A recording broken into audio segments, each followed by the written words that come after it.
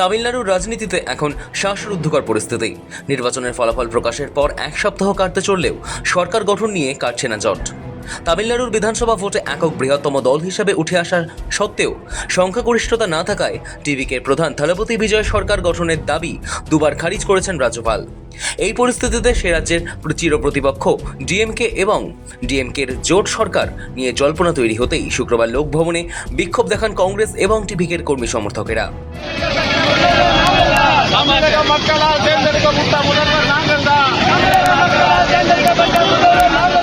টিভিকে তামিলনাড়ু বিধানসভায় একক সংখ্যাগরিষ্ঠ দল হিসেবে উঠে এলেও প্রয়োজনীয় সংখ্যাগরিষ্ঠতা পায়নি। কংগ্রেসের হাত ধরে 112 জন বিধায়কের সমর্থন নিয়ে বুধবার সরকার গঠনের দাবি জানাতে গিয়েছিলেন বিজয়, কিন্তু সংখ্যাগরিষ্ঠতা না থাকায় রাজ্যপাল রাজেন্দ্র বিশ্বনাথ আর্লেকার তাকে ফিরিয়ে দেন। বৃহস্পতিবার বিজয় ফের রাজ্যপালের কাছে যান। রাজ্যপাল তাকে জানান শপথ গ্রহণের আগে 118 জন নির্বাচিত প্রতিনিধির সই আনতে হবে। এসব নিয়ে জল্পনার মধ্যেই তামিলনাড়ুর রাজনীতিতে নানান সম্ভাবনা তৈরি হয়ে গিয়েছে। কানাঘুষে শোনা গিয়েছে ডিএমকে এডিএমকে নাকি হাত মিলিয়ে সরকার গড়ার দাবি জানাতে পারে। অচল অবস্থার নেপথ্যে পুরনো শত্রুর বন্ধুত্ব। নির্বাচনে বিজয়ের দল 108টি আসন জিতে একক বৃহত্তম শক্তি হিসেবে উঠে এসেছে, কিন্তু ম্যাজিক ফিগার 118 থেকে তারা কিছুটা দূরে। ঠিক এই সুযোগেই জল্পনা ছড়িয়েছে যে কয়েক দশকের চিরশত্রু ডিএমকে এবং এআইএডিএমকের পর্দার আড়ালে আলোচনা চালাচ্ছে। ডিএমকে মোট 59টি আসন জিতেছে, এদিকে এআইএডিএমকে 47টি আসন জিতেছে।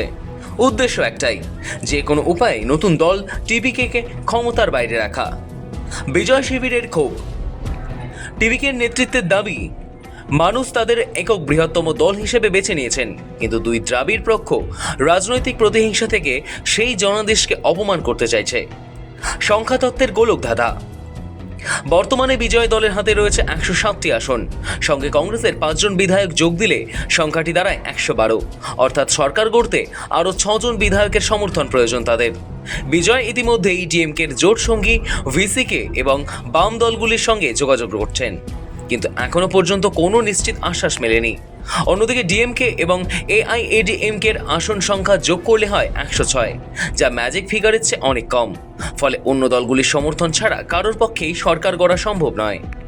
107 জন বিধায়কেরই পদত্যাগের হুঁশিয়ারি। সংখ্যাতত্ত্বের গোলকধাঁধার মাঝেই অভিনেতা বিজয়ের দল তামিলাকা ভিট্রি কাজাগামির অন্দর থেকে এক বিস্ফোরক খবর সামনে আসছে। দলীয় সূত্রে দাবি করা হয়েছে, যদি এমকে স্ট্যালিনের ডিএমকে এবং ইদাপ্পাদি পালানিস্বামীর এআইএডিএমকের হাত মিলিয়ে সরকার গঠন করার চেষ্টা করে, তবে বিজয়ের দলের 107 জন বিধায়কই একযোগে পদত্যাগ করবেন। তামিলনাড়ুর এই টানটান উত্তেজনার মাঝে বিজয়ের দল গণ ইস্তেহার যে তুরুপের তাসটি খেলছে, তা বিরোধীদের ওপর প্রবল চাপ তৈরি করল বলেই মনে করা হচ্ছে। 107 জন বিধায়ক একসঙ্গে ইস্তফা দিলে রাজ্যে ফের সাংবিধানিক সংকট তৈরি হতে পারে। এখন প্রশ্ন হলো, আদর্শগত লড়াই সরিয়ে রেখে কি সত্যি স্ট্যালিন এবং পালানিস্বামী হাত মেলাবেন, নাকি শেষ পর্যন্ত বাম বা অন্যান্য ছোট দলগুলি বিজয়ের থলপতি ইমেজে ভরসা রেখে তাকে সমর্থনের সিদ্ধান্ত নেবে? উত্তর মিলবে আগামী কয়েকদিনেই। তবে সূত্র বলছে, দ্রুত রাজ্যপাল বিজয়কে শপথ বাক্য পাঠ না করালে টিভিকে আদালতে দ্বারস্থ হবে। তাদের অভিযোগ, রাজ্যপালের অবস্থান বেআইনি। এই পরিস্থিতিতে তার পাশে দাঁড়িয়েছে হাত শিবির। রাজ্যপালের বিরুদ্ধে বিক্ষোভ দেখানোর সিদ্ধান্ত নিয়েছে কংগ্রেস। আরও আশ্চর্যের, রাজ্যপালের সমালোচনা করেছে ডিএমকেও, কিন্তু ক্ষমতার গন্ধ তাদেরও ফের বিজয়ের বিপরীত দিকে ঠেলতে শুরু করেছে। পরিস্থিতি এমনই। ব্যুরো রিপোর্ট, সময়, কলকাতা।